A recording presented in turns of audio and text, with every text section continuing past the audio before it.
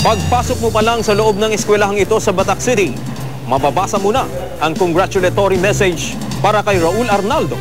Isa kasi siya sa mga miyembro ng Philippine team na nag-number 1 sa isinagawang International Mathematics Contest o IMC sa Singapore. Nasungkit niya ang silver medal sa Primary 4 category. Siya lamang ang tanging representative ng Ilocos Norte. Ayon kay Raul, hindi madali ang examination. Nagulat ako kasi ang hirap ng test, tapos nakaabot pa ako. Naaalala pa nga raw niya ang isa sa mga tanong. Through the numbers 1 to 20, add up the sums of the product of every number that has a difference of 2. Masaya ang ina ni Raul sa karangalang naiuwi niya sa kanilang pamilya at pati sa bansa.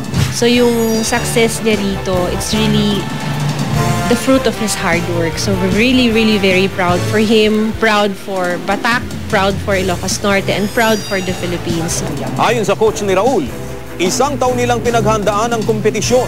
Mapanda iti 5 days na panagbasa iti mathematics, generally talaga mathematics. At dahil sa tinamong tagumpay, mas inspirado pa raw si Raul na pag-usayan ang kakayahan at sumali sa mga susunod pang kompetisyon sa loob at labas ng bansa.